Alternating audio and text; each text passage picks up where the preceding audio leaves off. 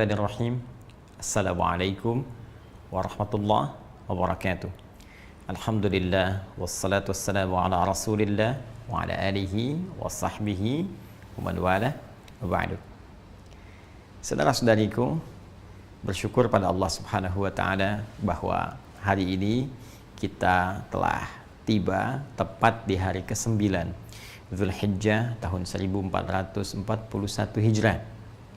Hari Kamis, dan tentunya ini menjadi salah satu rangkaian puncak yang mengawali ibadah haji bagi saudara-saudari kita yang saat ini berhaji, yang tentunya akan merapat, dan mungkin dalam saat ceramah ini disampaikan, tausiah ini diutarakan, telah tiba bahkan di Arafah untuk menunaikan satu puncak ibadah haji, yaitu wukuf di Arafah. Bersamaan dengan itu, ada satu pula yang spesial, khususnya bagi kita yang belum menunaikan haji di tahun ini, yaitu untuk menunaikan satu ibadah dari satu rangkaian keutamaan bulan Zulhijjah yang diisyaratkan dalam Al-Quran surah 89 ayat 1 sampai dengan 3 itu, ataupun ditegaskan keutamaannya dalam hadis Nabi di Sahih Al-Bukhari riwayat Ibnu Abbas radhiyallahu taala anhuma, seperti pernah kami utarakan dalam edisi sebelumnya. Di antara 10 hari yang istimewa itu, ada satu yang sangat spesial yang tidak ditemukan dari hari pertama, hari kedua sampai ke-8 yang telah kita lalui. Tapi hari itu akan tiba tepat saat kita berada dalam program ini, saat kami sampaikan tausiah pada kesempatan kali ini, yaitu hari ke-9 di bulan Zulhijjah, yang langsung narasinya disampaikan oleh Nabi SAW yang mengandung banyak keistimewaan dan kemuliaan. Nabi pernah memberikan informasi kepada kita semua sejak kurang lebih 14 abad yang lalu, bahwa hari ini menjadi spesial dengan satu ibadah yang sangat spesifik yang disebut oleh beliau dengan siyam, menunaikan siyam, puasa yang ditunaikan sesuai dengan ketentuan syariat. Beliau mengatakan, siyamu yaumi arafata anni ahtasibu ala Allahi ayyukaffira al-madiyah wal baqiyah. Dalam riwayat lain, an yukaffira sanatul madiyah wal baqiyah. Sungguh puasa yang ditunaikan di hari yang bertepatan dengan momentum Arafah, aku berharap pahalanya di sisi Allah Subhanahu wa taala bisa menggugurkan dosa-dosa setahun berlalu dan menjaga dari perbuatan dosa setahun yang akan datang. Teman-teman sekalian, hari ini menjadi spesial dalam uraian hadis Nabi SAW karena tanggal 9 ini disebut oleh Rasulullah SAW bertepatan dengan momentum Arafah, saat para jemaah haji menunaikan prosesi wukuf sebagai rangkaian puncak haji yang ditunaikan dan menjadi inti dari penunaian ibadah haji dari sekian rukun yang harus kemudian diikuti. Di sini Nabi SAW memberikan arahan kepada kita dalam momentum ini. Kita diminta oleh Rasulullah untuk menunaikan ibadah spesifik berupa siyam. Tidak main-main, pahalanya bisa menggugurkan dosa setahun berlalu, dan perhatikan baik-baik cara kita memahaminya, bisa menjaga dari perbuatan dosa setahun yang akan datang. Masya Allah. Artinya dalam konteks penunaian puasa ini, kita bukan sekedar diminta oleh Rasulullah puasa secara fisik, menjaga tidak makan, menjaga tidak minum, tidak berhubungan seksual. Lebih daripada itu, karena puasa ini potensinya dengan izin Allah bisa menggugurkan dosa setahun berlalu. Karena itu cara mengisinya akan lebih baik jika kita iringi dengan mengevaluasi kesalahan-kesalahan yang pernah diperbuat oleh kita dan berpotensi dosa setidaknya setahun ke belakang. Jadi seperti orang wukuf saat di Arafah, mereka merenung, berkontemplasi, merenungkan kesalahan-kesalahan, mengakui dosa-dosa, sehingga dengan pengakuan itu dan komitmen untuk meninggalkannya akan merubah pribadi mereka lebih baik setelah selesai menunaikan rangkaian ibadah haji. Pulang, meninggalkan segala keburukan, menanggalkan seluruhnya, dan bertransformasi menjadi manusia yang lebih mulia. Pun demikian, orang yang belum punya kesempatan untuk berhaji, di tepat pada momentum yang sama, Nabi minta untuk menunaikan puasa dan mengisi puasa itu dengan kontemplasi, dengan renungan seperti orang wukuf yang berada di Arafah. Maka dia ingat dosa-dosanya, hubungan dia dengan Allah, hubungan dia dengan makhluk, dengan orang tua, dengan istri, dengan suami, dengan anak-anak, dengan tetangga, demikian seterusnya. Maka ia mencoba mendekati Allah Subhanahu wa taala, bercoba untuk bertobat, mengoreksi dosa-dosanya, sehingga dengan itu mendapat penerimaan terbaik di sisi Allah Subhanahu wa taala. Ciri orang yang diterima tobatnya, diterima koreksi dirinya, diterima perubahan dirinya ketika dia mendekat kepada Allah saat berpuasa ini, pun demikian dengan yang wukuf di Arafah, maka ciri yang paling spesifik saat tobatnya diterima, saat dosanya dihilangkan adalah terjaganya ia dari perbuatan dosa setelah amalan itu ditunaikan. Karena itu Nabi memberikan isyarat Allah akan berkenan mengampuni dosa setahun yang akan datang. Maksudnya adalah dia akan terjaga dari perbuatan dosa sehingga tidak mudah anggota fisiknya untuk mengarah pada perbuatan maksiat. Karena berhasil puasanya di hari ini, maka ada penjagaan dari seluruh anggota tubuhnya. Matanya tidak mudah melihat perbuatan maksiat, telinganya tidak mudah mendengar yang salah, demikian lisannya tidak mudah bertutur yang keliru sampai ke ujung kakinya. Ada penjagaan setidaknya selama setahun ke depan. Kalau dibiasakan, maka tiap tahun akan terjaga, dan transformasinya akan melahirkan nilai-nilai kebaikan pada setiap sifat dan sikap yang terbawa dari aktivitas manusia yang paripurna ini. Jika demikian, boleh jadi ada banyak orang yang berhasrat untuk menunaikan puasa di hari ini, tapi belum tentu berhasil menjalaninya jika sekedar hanya menahan lapar, haus, dan kebutuhan biologis atau seksual saja.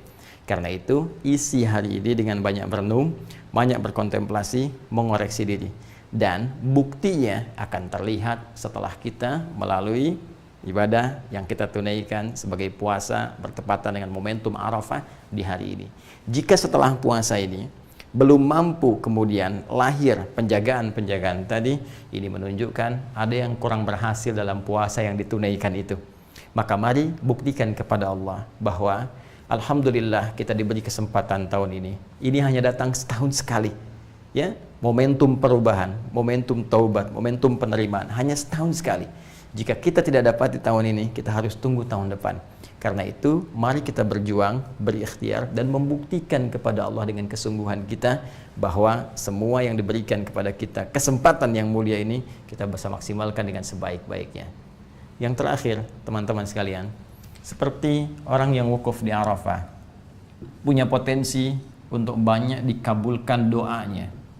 Karena itu, selain mereka beristighfar, mengoreksi diri, memperbaiki diri, juga semua orang wukuf seluruhnya 100% sudah otomatis akan memanjatkan doa kepada Allah, bermunajat dengan penuh kekhusyuan untuk memohon segala hajat kebaikan dunia dan akhirat.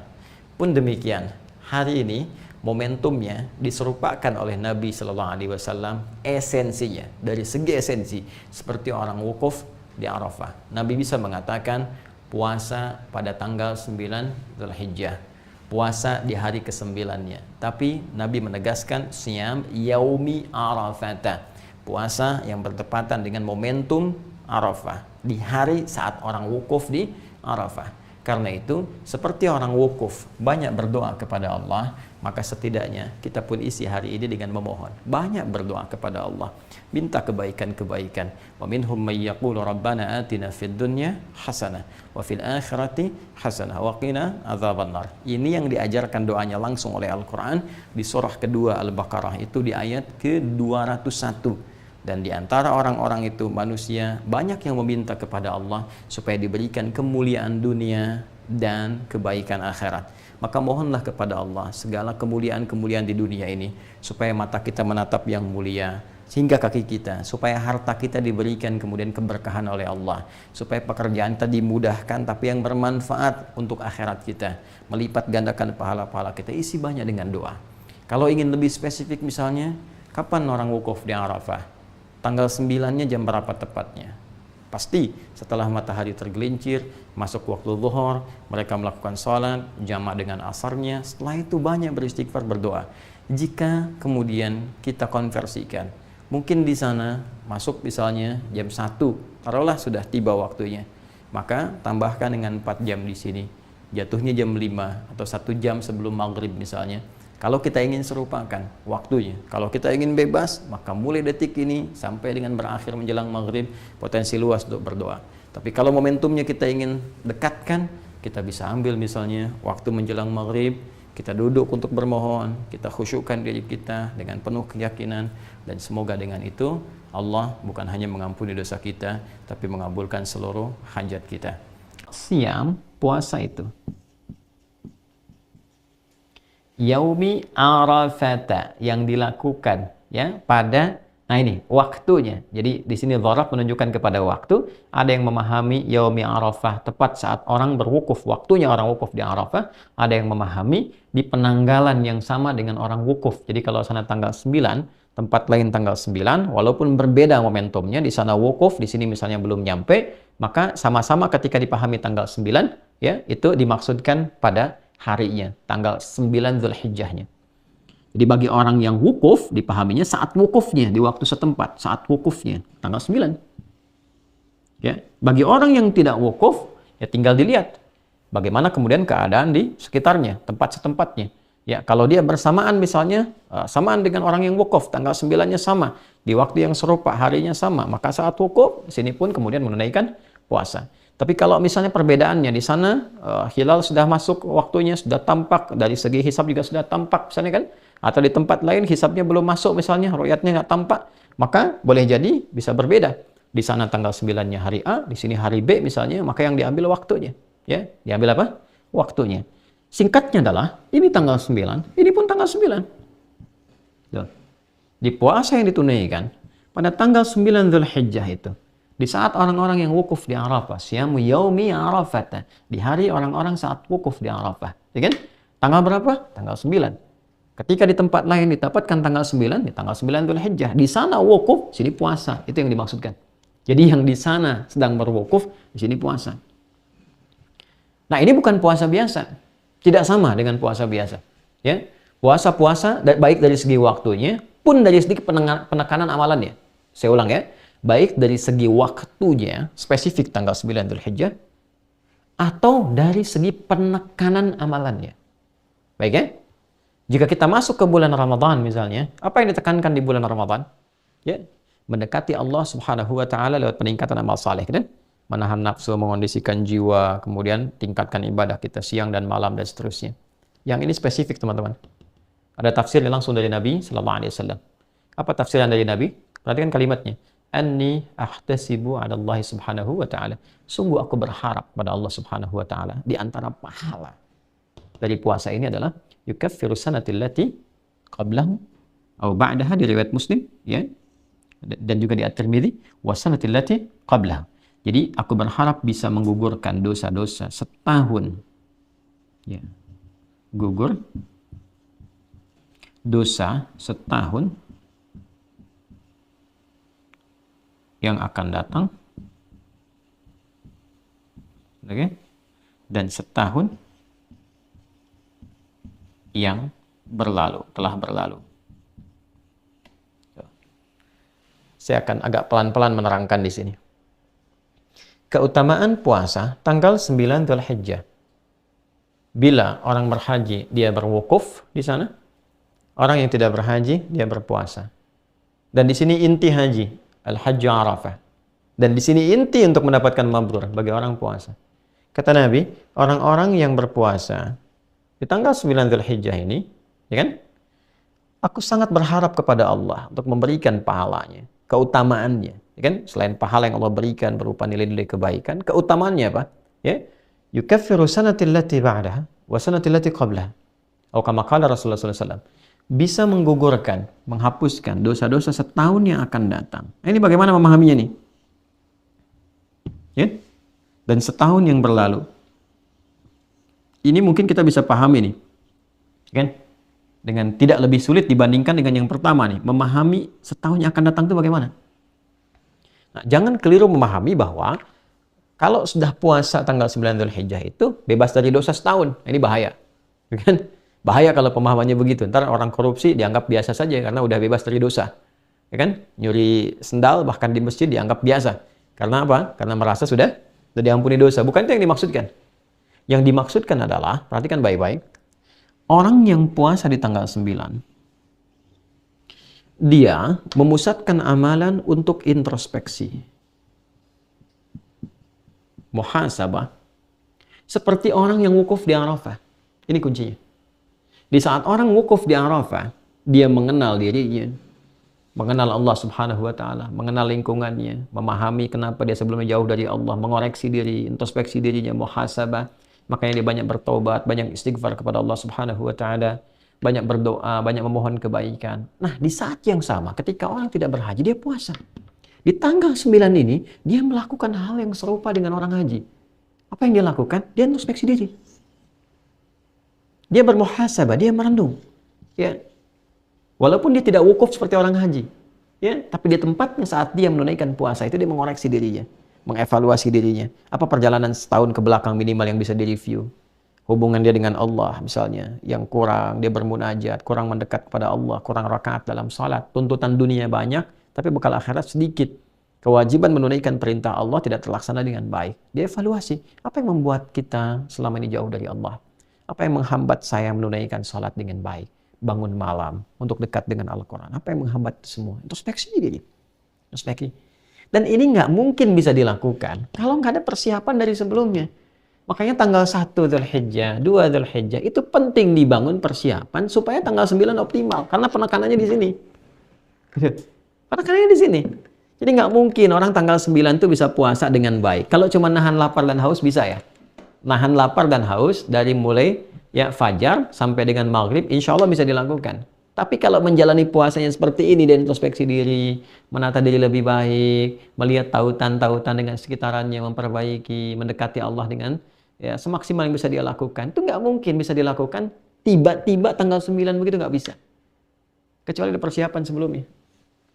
Dia tingkatkan bacaan Qur'annya, dia latihan puasa sebelumnya, sehingga puncaknya ketika tanggal 9 Dzulhijjah, puasa dia di momentum ini, dia merasakan kenikmatan yang tidak dirasakan sebelumnya. Di titik itulah kemudian muncul kesadaran untuk mendekati Allah Subhanahu wa taala. Maka apa yang terjadi? Ya, saat dia punya kesadaran, dia merasakan kedekatan lebih dengan Allah ketika dia berbuka, suasana lebih tenang, lebih nyaman. Dan saat merasakan kenikmatan, kenyamanan, kebaikan itu dia bertakbir persis sama seperti orang meninggalkan padang Arafah menuju Muzdalifah. Dia berzikir. Ya, berzikir. فَإِذَا أَفَضْتُم مِّنْ عَرَفَاتٍ فَاذْكُرُوا اللَّهَ عِندَ الْمَشْعَرِ الْحَرَامِ. Kalau kamu sudah selesai di Arafah, kata Allah, ya, coba dicek di Quran surah Al-Baqarah, ya, dari ayat 198 sampai 199 itu. 198 ya, laisa 'alaikum junahun an tabtaghu fadlan min rabbikum fa idza afadtum min arafatin fadhkurullaha 'indal masy'aril haram. Kalau kamu telah selesai di Arafah, segera bergegas ke Masy'aril Haram, ke Muzdalifah sambil berzikir. Dia bertakbir, dia bertasbih, dia bertahmid. Sama persis. Kenapa dia berzikir? Memuji Allah karena dia sudah merasakan kedekatan yang sebelumnya belum terbangun dengan Allah Subhanahu wa taala. Sama persis. Orang kalau sudah selesai, dia puasa, dia bermuhasabah, dia menangisi dirinya, bertobat, ingin jauh lebih baik dari sebelumnya. Tiba-tiba merasakan perubahan pada diri, dia bertakbir. Allahu Akbar, Allahu Akbar, Allahu Akbar. Malam 10 tuh. Ya. Dan puncaknya di hari ke-10, teman-teman. Apa yang terjadi? Hari ke-10. Yang di sana melontar jumrah saat fajar kan? Ya kan? Dia lontar, bukankah dengan kalimat Bismillah ya Allahu Akbar? Dan yang dilontar itu Aqabah kan? Tadi kita bahas menjelang Isya. Aqabah itu kan gambaran dari keadaan diri kita. Nafsu, bukan dari faktor orang dekat, wusta atau orang jauh, ula, tapi dari diri kita sendiri. Kadang-kadang keburukan itu muncul bukan karena faktor luar, tapi kadang-kadang yang lebih utama dari faktor dalam, ketidakmampuan mengendalikan nafsu dengan baik. Nah, nafsu ini yang dilontari, sifat-sifat buruk dalam nafsu. Oh, ini yang kurang bagusnya. Oh, ini yang sifat-sifat yang tidak baiknya, lontar. Dan ketika akan melontar Bismillahirrahmanirrahim, Sehingga dengan lontaran itu kita merasakan perubahan pada diri pribadi. Setelah itu menghadap ke arah kiblat, kita bacakan inni wajjahtu wajhiya lilladzi fataras samawati wal arda hanifan musliman wa ma ana minal musyrikin. Ya Allah, aku menghadap pada dirimu, menghadapkan diriku sepenuhnya ya Allah. Aku bertawakal, pasrah pada Engkau penguasa langit dan bumi. Inna salati wa nusuki wa mahya wa mamati lillahi rabbil alamin. Kalau selama ini aku salat ya Allah, ya, dan saya bermanasik sampai sekarang saya datang, ya kan? Saya hidup selama ini, bahkan saya wafat sekarang pun saya pasrah. Sekarang saya menyadari hakikat kehidupan saya pasrah kepadamu. La syarikalah wa bidzalika umirtu wa ana minal muslimin. Saya berjanji tidak akan pernah melanggar ketentuanmu, apalagi berbuat musyrik. Sejak saat ini saya akan berjanji mematuhi dirimu ya Allah, mematuhi segala perintahmu, taat kepadamu. Dengan itulah kemudian besok kita bisa bertakbir, dan takbir adalah lambang keberhasilan kita untuk bisa mendekatkan diri kepada Allah. Karena itulah di Quran surah kedua Al-Baqarah di akhir ayat 185, ketika kita menutup perjuangan kita untuk mendekat kepada Allah saat Ramadan, kita bertakbir, walitukabbirullaha ala ma hadakum wa la'allakum tashkurun, supaya engkau banyak bertakbir karena Allah telah berikan petunjuk kepadamu.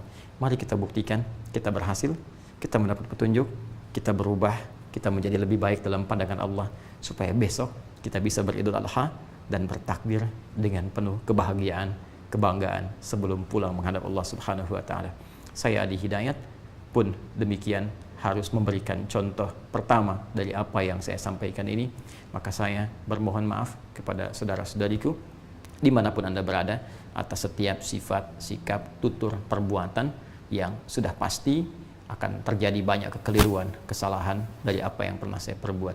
Saya memohon maaf yang sebesar-besarnya dengan penuh segala kerendahan hati mewakili keluarga besar kami, dan dengan itu pula saya ingin menyampaikan hal yang paling utama, semoga Allah memuliakan kita, semoga Allah memaafkan segala kesalahan kita, mengampuni dosa-dosa kita, dan saya pun membebaskan, memaafkan segala hal-hal yang terkait dalam kehidupan, supaya kita bisa lebih nyaman menghadap kepada Allah Subhanahu wa taala.